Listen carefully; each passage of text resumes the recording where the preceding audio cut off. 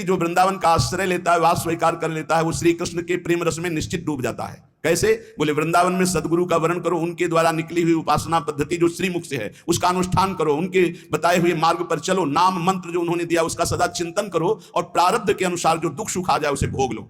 यहां ये नहीं कह रहे कि उसे मिटाने की चेष्टा करो, उसे भोग लो, तो क्या होगा? तुम भगवत प्राप्त हो जाओगे। ये सिद्धांत है। इसीलिए संत महात्मा बड़े बड़े आप देखो जो दिव्य हुए, उन्होंने अपने प्रारब्ध को नहीं मिटाया, दूसरों के प्रारब्ध को स्वयं लेकर भोग लिया। अपने प्रारब्ध को तो भोगा ही, औरों के भी प्रारब्ध को भोग लिया कि ये भजन करने में कमजोर हैं, प्रारब्ध आएगा इनको छीण कर देगा, चलो तुम आगे बढ़ो, हमें तो कोई फर्क नहीं पड़ता। प्रारब्ध को अपने ऊपर ले लिया। उसे श्री जी सहसा हृदय में प्रकाशित होकर प्रेम रस में डुबो देती है। ये धाम की कृपा, धाम में गुरु बनाने की कृपा, गुरु के मुख से निकले हुए नाम मंत्र का निरंतर चिंतन करने की कृपा से प्रियालाल का सहसा, सहसा माने कभी भी अचानक हृदय में प्रकाश हुआ और आप डूब गए। वो जब आप समर्पण आपका पूर्णता होता है तब ये स्थिति आती है। अचानक खड़े हैं या बैठे हैं या क्रियारत है, एकदम वृत्ति गोल, एकदम वृत्ति समाहित हो गई, एकदम डूब गई, क्या कहना है क्या करना है कुछ सुधी नहीं, मात्र एक सामने प्रियालाल, उनकी दिव्य माधुरी, दिव्य लीला, सच्ची मानिए निहाल हो जाओगे। बस एक जीवन का खेल है, जितना तुम्हारा जीवन बचा है उसे प्रियालाल के चरणों में समर्पित कर दे। संत वाणी, महापुरुषों के वचन हमको सदैव अध्यात्म मार्ग के बाधाओं से बचाते हैं और अध्यात्म मार्ग में पुष्ट करते हैं। यहां कह रहे हैं जो साधक भगवान के मार्ग में चल रहे हैं उनके लिए सावधानी की बातें हैं, बहुत सावधान होकर सुने और इनसे बचें। जो उपासक इन बातों से नहीं बचता वो अपने लक्ष्य से भ्रष्ट हो जाता है, इसलिए बहुत काम की बात है। पहला है किसी भी सभा समिति संगोष्ठी में शामिल ना होना, जहां एक दूसरे की कटाक्ष हो रही हो, जहां एक दूसरे की निंदा की जा रही हो, जहां ये सब नहीं, इसमें नहीं फंसना, साधक को नहीं फंसना।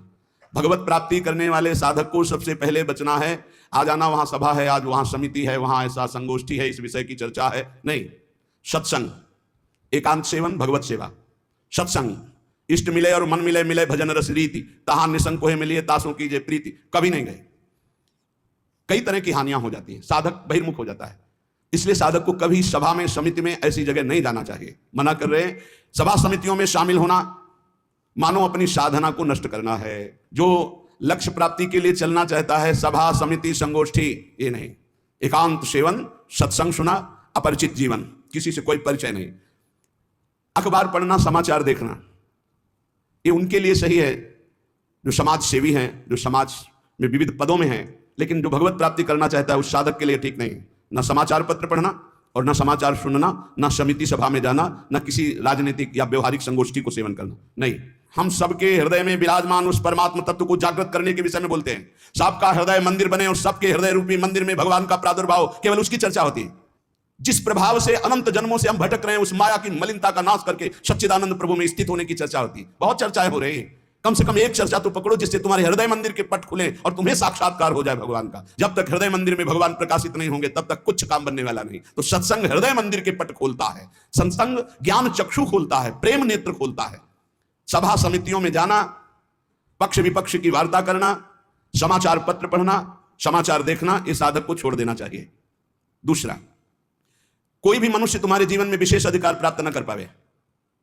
कोई भी पूरी सृष्टि में विशेष अधिकार, अरे वो अपने हैं, तो फिर श्यामा श्याम तुम्हारे कैसे रहे?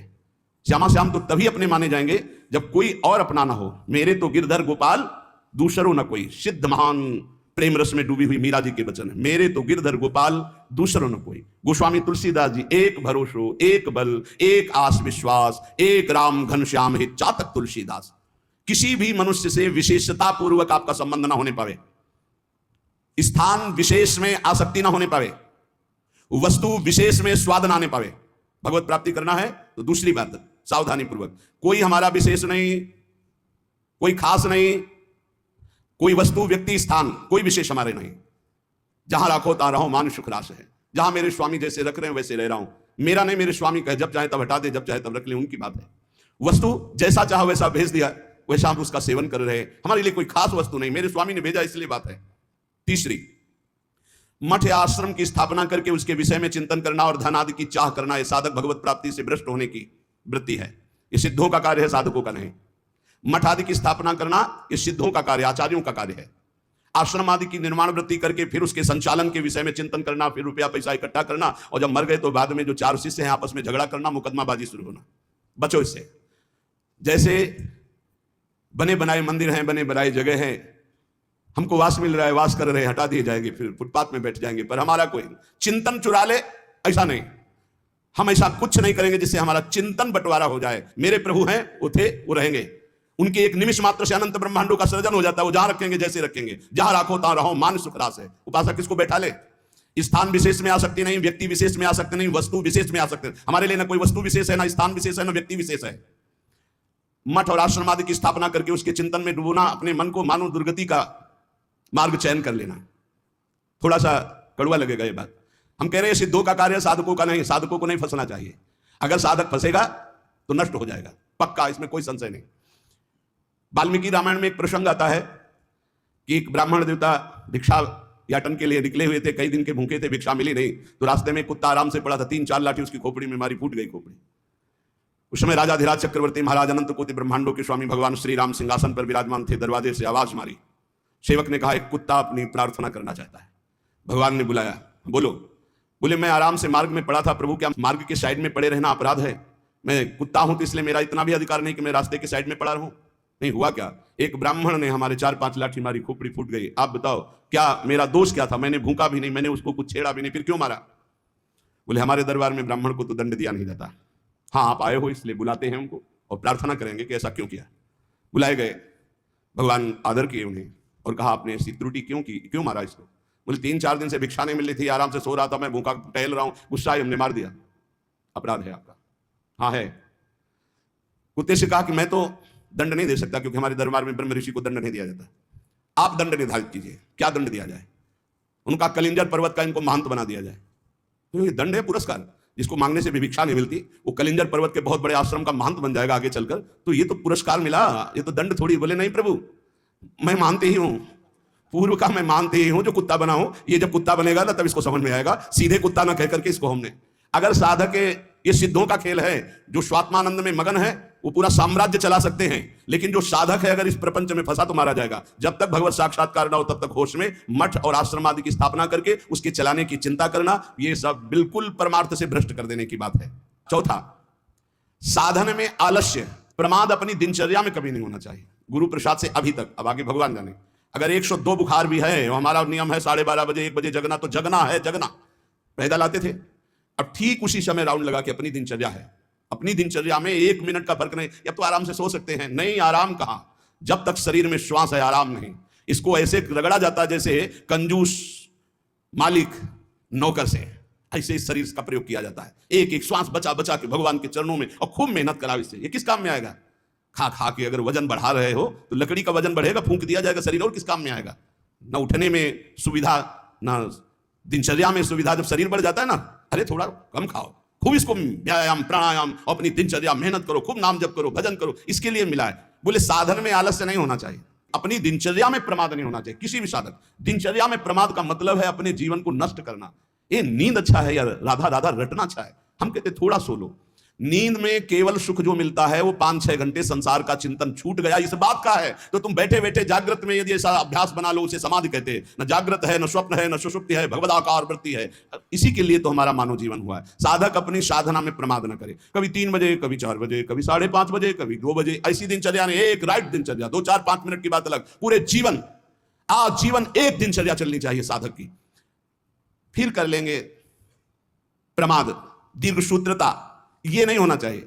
11 माला कहा है, आज 5 माला हुए, कोई कल 11 और 6, फिर कल जब 11 और 6 पूर्ति कर रहे तो 6वें पूरे, 11 फिर आगे कर, धीरे धीरे नियम ही खत्म हो गया, खत्म। हम कभी इस बात से राजी ना हो कि हमारा मन भजन के लिए आगे टालता है। जब हम दीक्षा देते हैं तो इतना जरूर कहते हैं कि 11 माला गुरु मंत्र के अधिक जपो तुम्हारे सौभाग्य का विषय पर। हमारा नियम 11 कम से कम प्रारंभिक स्थिति में, 12 पद कम से कम चतुरासी जी के पूरी पाठ कर जाओ, तुम्हारे अहो भाग्य, धन्य भाग।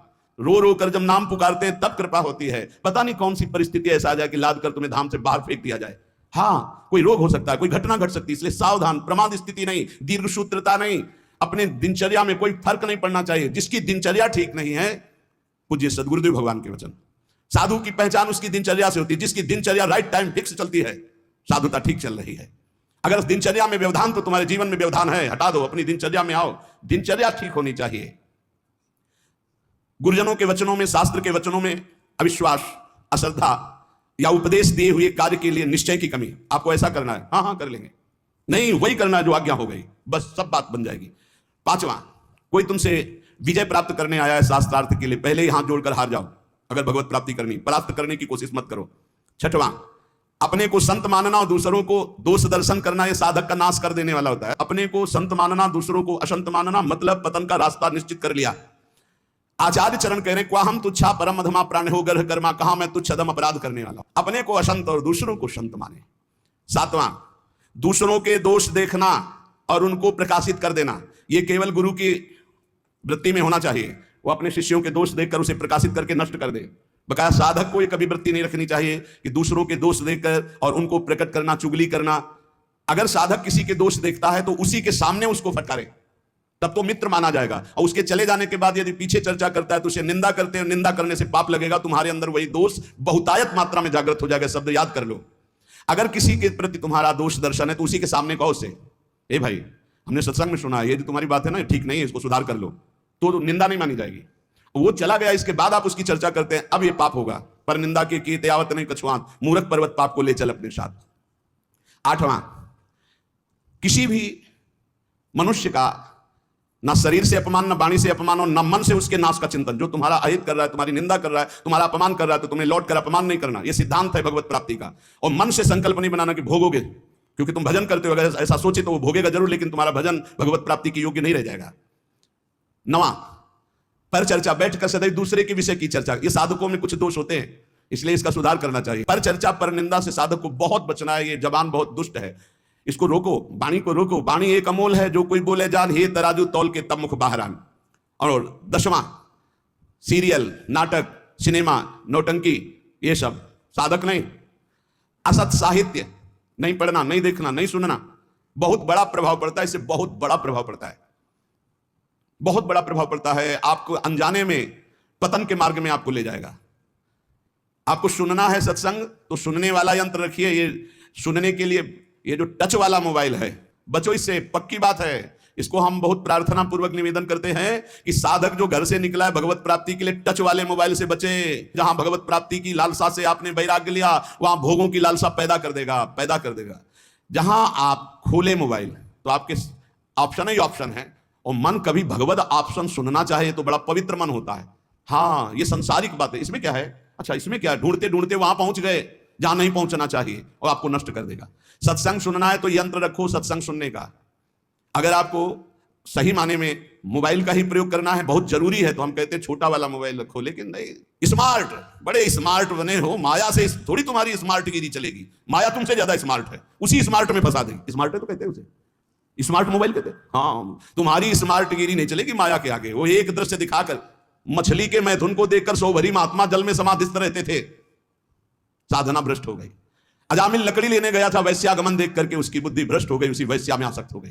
प्रार्थना है, बहुत है बिना मोबाइल के नहीं चलता तो 1800 वाला ले लियो, 2000 का जो नहीं आता इतना भाई, बहुत है बात करनी है, कहीं कोई तुम्हारा पदाधिकारी हो तो भाई देख लियो। नहीं तो हमें प्रार्थना करनी है साधकों से, स्मार्ट से बचो, बहुत स्मार्ट है वो, तुम्हें फंसा लेगा, भगवत मार्ग से गिरा देगा, पक्का गिरा देगा। मान लो हम कह रहे हैं, लेकिन कोई नहीं मानने के लिए तैयार है। और किससे बात करनी, श्री जी के लिए स्मार्ट काम नहीं करेगा, वहां फोन बात होगी नहीं, वहां तो राधा नाम काम करेगा, राधा राधा राधा राधा राधा। हाँ, कुछ ऐसी आवश्यकताएं हैं जिनकी जरूरत है, क्योंकि बिना उसके काम नहीं चल सकता, तो हम कह रहे जहां तक हो सके। और अगर किसी को बहुतायत की रखना है तो बहुत हिम्मत करो, कसम खा लो कि कभी हम और क्षेत्र में नहीं जाएंगे। बहुत बड़ा क्षेत्र है। आज कोई भी व्यक्ति हमको प्रायः ऐसा नहीं दिखाई देता जिसकी कनपटी में मोबाइल ना लगा हो। भगवान का यह बहुत विचित्र, कलयुग भगवान ने ये यंत्र चलाया है, बहुत विचित्र। ये भगवान की बहुत माया चली। तो कह रहे नाटक, सिनेमा, फिल्म, सीरियल, समाचार, बचो भाई। अगर भगवत प्राप्ति करना है तो थोड़ा सावधान हो जाओ। 11वां, शास्त्र विरुद्ध कोई भी आचरण ना हो, नहीं तो भय को प्राप्त हो जाओगे। बड़े शेर दिल होकर के भी तुम्हें गुलामी ऐसे की सहनी पड़ेगी जो तुम सोच नहीं सकते। अगर अशास्त्रीय थोड़ा भी कर्म हुआ तो वही तुम्हें रौंद देगा। एक छोटा सा, एक नीच प्रवृत्ति वाला तुम्हारे ऊपर शासन कर लेगा। हमारी बात को समझना, जो लिखा है, शास्त्र विरुद्ध कोई भी आचरण तुम्हारे शेर दिल को रौंद देगा। शेर दिल का मतलब समझते हो, साधु सिंहवत होता है, बिल्ली बना देगा, वही तुम्हें डाउन होना पड़ेगा, वही तुम्हारी हंसी उपहास, वही तुम्हारी निंदा हो जाएगी, अशास्त्रीय आचरण। 12वां, बड़ों के आने पर खड़े हो जाना चाहिए, नहीं तो प्राण शक्ति कमजोर होती है। अपने से पूज्य और बड़े जन आवे तो हाथ जोड़कर खड़े हो जाने से हमारी प्राण शक्ति मजबूत होती है। पक्का मानो, ये जो दिल कमजोर हो रहे हैं ना, इसका कारण खान पान व्यवहार अशास्त्रीय, ये जो सुबह 8-10 बजे तक सो रहे हैं, आयु नष्ट हो रही, ये जो नाना प्रकार के बाहरी भोजन कर रहे हैं, इनसे अपने यंत्र कमजोर हो रहे हैं, जो अशास्त्रीय कार्य हो रहे हैं उनसे जीवनी शक्ति नष्ट हो रही, प्राण शक्ति कमजोर हो रही। पक्का मानिए आज प्रायः लोग ऐसा ही है कि 1-2 बजे रात्रि के सोते हैं और 8-10 बजे जगते हैं। हमारी प्रार्थना है भुवन भास्कर उदय हो रहे और आप सो रहे तो आपकी स्त्री कीर्ति, यश, पवित्रता, प्राण शक्ति, जीवन शक्ति, इन सब का नाश हो रहा है। अरे प्रातः काल भगवान उदय हो रहे हैं, हाथ जोड़कर प्रणाम मात्र कर लो, नार्घ देव तो प्रणाम तो कर लो, भुवन भास्कर पधारे सूर्य नारायण, लेकिन नहीं 10-11 बजे तक सोते। प्रायः दिनचर्या बन रही। सही माने में 10 बजे सो जा, 11, 12, 1, 2 दिन में 1 घंटा विश्राम का, जिसको दिन में विश्राम नहीं तो 9 बजे सो जाओ। 5 घंटे सो जाना बहुत होता है, 5 घंटे बहुत। अभ्यास योग युक्त, जैसा आप अभ्यास कर लो वैसा। आपने अभ्यास कर लिया 3 घंटे में तो 24 घंटे में 3 घंटे में काम हो जाएगा। आप अभ्यास कर लो। अरे साधना एक बार सोने का समय दे दिया, इसके बाद बस फिर नींद नहीं आनी चाहिए, फिर नींद नहीं आनी चाहिए हर समय ऐसे नींद। और 13वां, किसी भी वस्तु से या जीव से घृणा नहीं करनी। हमें प्रयोग नहीं करना, हमें घृणा नहीं करनी किसी भी वस्तु से, किसी भी जीव से। सब भगवान की सृष्टि, हमारे लिए जो आदेश है हम उसका खान पान करेंगे, उसका पालन। हमें घृणा किसी से नहीं, किसी से नफरत नहीं है। ये घृणा नफरत ये भगवत मार्ग के पथिकों में नहीं होती। विपत्ति में घबरा करके किसी और से सहयोग मांग लेना, ये बहुत खास बात है। बैठे रहो, प्रभु देखते हैं, बने तो आपसे बने, नहीं तो बिगड़ जाए, देखेंगे आप कैसे बना। पक्का गिरते गिरते गोद में हो जाओगे। कई बार हमने अनुभव किया सेकंड का, अगर सेकंड की चूक हो जाती तो ऐसी घटना घट जाती। सेकंड की चूक नहीं होने दी मेरे प्रभु ने, हमने कई बार देखा है। इसलिए भारी विपत्ति में घबरा कर किसी और का सहयोग लेना कभी ऐसा अनन्य भक्त के द्वारा नहीं होना चाहिए। अब क्या होगा? वही होगा जो प्यारे राम जी को भाएगा। राम जी मंगलमय है, पक्का मंगल ही होगा, अमंगल नहीं हो सकता। भक्तों का सदैव ऐसा ही होता है। वही होगा जो हमारी प्रियालाल चाहते, वही होगा जो हमारे इष्ट चाहते। इष्ट मंगल भवन है, अमंगल हो नहीं सकता। भारी संपत्ति प्राप्त हो तो फूलना नहीं। अब तो वैसे सही बात देखो, जो भगवान का भजन करते हैं उनके लिए हर कोई वस्तु हर्ष वाली नहीं होती। किसी में हर्ष होता है, बहुत ही बढ़िया चीज मिल गई, बहुत सब, हर चीज नाशवान है। हर चीज, हर वस्तु, यहां जितना दुखालय मशाश्वतम नाशवान, यहां की कोई वस्तु हर्ष देने वाली है, सुख देने वाली है। प्रतिपल नष्ट हो रही, पर ज्ञान सही है नहीं है, इसलिए हम हर्षित हो जाते हैं कि हमको अमुक वस्तु मिल गई, अमुक व्यक्ति मिल गया, अमुक पदार्थ मिल गया। किसी भी कारणवश अकस्मात आपकी बात सिद्ध हो जाती है, जो आप कह दिए, तो आप उसके सिद्ध हो जाने पर जो आपने कहा आपको दुख होना चाहिए। आपने जो चाहा वो हो गया, आपने जो मांगा वो हो गया, आपने जो कहा वो हो गया, तो आपको दुख मानना चाहिए। नहीं नहीं, ये अगर बात मेरे अंदर आ गई तो मैं भगवत प्राप्ति नहीं कर पाऊंगा, इस बात का दुख होना चाहिए। आगे ये सावधानियां वर्णन करके कह रहे हैं कि जो पुरुष इसी जन्म में भगवत प्राप्ति करना चाहता है तो सरसैया में पड़े हुए भीष्म जी ने युधिष्ठिर जी को उपदेश दिया, ध्यान से सुन ले, इसी जन्म में भगवत प्राप्ति हो जाएगी। जो पुरुष इसी जन्म में भगवत प्राप्ति करना चाहता है, मनुष्य शरीरधारी, वो पहले आहार पर संयम करे, उसे सूक्ष्म करे, इतना कम ना करे कि भोजन का चिंतन हो, पर इतना भी ना करे कि डकार आवे। भगवत प्राप्ति करनी है तो ये बात पकड़ लो, हजारों जगह शास्त्रों में बात लिखी। मिताहार, भिक्षान्नम औषधम, जैसे औषधि पाई जाती है ऐसे बहुत संभाल के खाओ पियो, जितने से एकदम आपका शरीर हल्का बना रहे। एक दो शरीरों को तो रोग हो जाता है, वो क्या कहते हैं जो गले में होती गांठ, थायराइड है, ऐसे वो तो बात अलग है कि भाई थायराइड हो गया है, नहीं तो थायराइड में ज्यादा तगड़ाहट हो रही। थायराइड खूब खाते चले जा रहे। जिसको इस जन्म में भगवत प्राप्ति करनी, भोजन पर पहले सुधार करे, अल्पाहार और सात्विक भोजन, चाट चटोरा भोजन की तरफ से बचे। अगर भगवत प्राप्ति करनी है, अल्पाहार करे। प्रकृति से परे अविनाशी पद की प्राप्ति के लिए प्रकृति के आकर्षण पर विजय प्राप्त करना पड़ेगा। जो साधक घर में रहकर या घर छोड़कर, दोनों साधक होते हैं, गृहस्थी और विरक्ति, जो घर में रहकर साधना कर रहे हैं उनको चाहिए किसी और का ना खाएं, अपनी मेहनत का कमाया हुआ ही भोजन पावे, चाहे जहां जाए, कहीं किसी और का ना खाएं। 10 रुपए का खाया है, 20 दे दो, तुम्हारे को भगवत प्राप्ति करना है। कभी ऐसा नहीं कि रास्ते में भंडारा बट रहा है, हलवा बट रहा है, दबा के पा लिया, चलो यार कम से कम बचे तो 100-200 रुपए। नहीं बचे, नहीं, जिसके लिए आए थे वो सब ले गया। वो गृहस्थ आदमी को अगर किसी का पानी भी पियो तो 5 रुपया उसको दे दो, 2 रुपया दे दो, नहीं रुपया दे दिया, वहां 2-4 दोना पत्तल उठा करके आसपास से कुछ सेवा कर दो। कोई तुम्हारे सुकृत ना लेने पावे भगवत प्राप्ति के मार्ग। अगर विरक्त है तो भिक्षान्नम औषधम, विषयों के सामने उपस्थित होने पर भोगने की इच्छा ना होना। गृहस्थ हो, तुम्हारे धर्म के विरुद्ध भोग का अवसर आ गया, हट जाओ, भाग जाओ, प्राण बचा लो, मत भोगना, नहीं तो भगवत प्राप्ति में बाधा।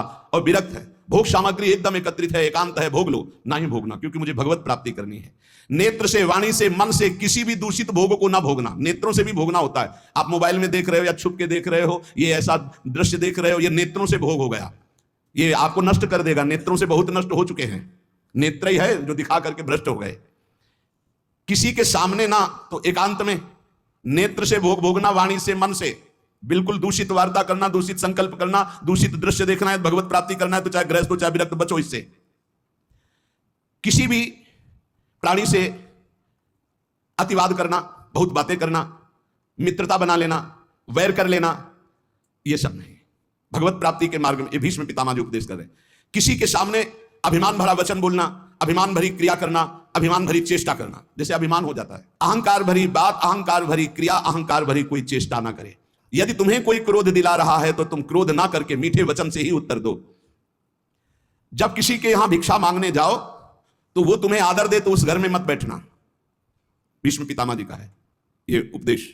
यदि तुम्हें किसी कोई निमंत्रण दे तो कभी मत जाना। भगवत प्राप्ति करना है ये विरक्त के लिए। अगर तुम्हें कोई आज महाराज हमारे घर पाइए, कदापि मत पाना, निमंत्रण में कदापि मत पाना, ये भीष्म पितामह जी मना कर रहे हैं। और जब भिक्षा मांगने जाओ तो बहुत घरों से मत मांगो, कुछ नियम रखो, 4 घर 5 घर, मिले तो मिले, नहीं उपवास। अब ये नहीं कि पूरे गांव में टहले आए, नहीं, 5 घर 7 घर ऐसे नियम रखे जाते हैं कि हम सिर्फ 5 घरों में जाएंगे, मिले ना मिले। ये नहीं कि पूरे गांव में टहले आएगी, जब तक भरपेट के दोनों टाइम के लिए ना मिल जाए तो हम 50 घर मांग ली। ये भिक्षान नहीं, भिक्षान 5 घर या 7 घर, आवाज लगाई नहीं मिला तो उपवास कर गए। निमंत्रण पाए हुए घर में कभी भिक्षा ना पाने जाए, ये भगवत है कोई रहस्य। मूर्ख पुरुष जब आप परमार्थ में चलते हैं आपका उपहास उड़ाएंगे, हो सकता है वो आपका तिरस्कार भी कर दें, मारपीट भी कर दें। आप अपने हृदय में दुख ना मानने, हृदय में आनंदित रहें। कोई प्रारब्ध भोग का नाश हो रहा है और उसको डांटे नहीं, उसको मारे नहीं, उसके ऊपर चिल्लाए नहीं, वो तो निमित्त मात्र है, भगवान आपके प्रारब्ध का क्षय करा रहे हैं। यदि भगवत प्राप्ति करना, बहुत बार ये बातें आ गई है। आताताई पर भी कभी क्रोध करके उसे शाप ना दें। साप देने का मतलब है भजन का फल है। अगर भजन है, सच्चाई से चल रहे हो, आप अंदर से सोच ले बहुत सता लिया, आप तो भोगेगा, तो पक्का भोगेगा, इसमें कोई संशय नहीं, क्योंकि भजन एक अमोघ शक्ति है, जिधर जाएगी उधर। तो हमारा भजन मंगल के लिए कि अमंगल के लिए? तो कह रहे आता ताई तुम्हें कितना भी सताए, तुम क्रोध करके उसे शाप आदि मत देना, कभी अंदर से बुरा मत चाहना। गृहस्थ के घर में जब धुआं निकलना बंद हो जाए, धुआं नहीं गैस है, गैस के चूल्हा है तो धुआं का कोई ज्यादा काम ही नहीं। जब मूसल की आवाज आनी बंद हो जाए, भीष्म पितामह के समय मूसल से कूटा जाता था, अब तो मूसल से नहीं, तो मशीनों से है। और जब सब भोजन कर चुके तब विरक्त को भिक्षा मांगनी चाहिए, मतलब लगभग 2 बजे।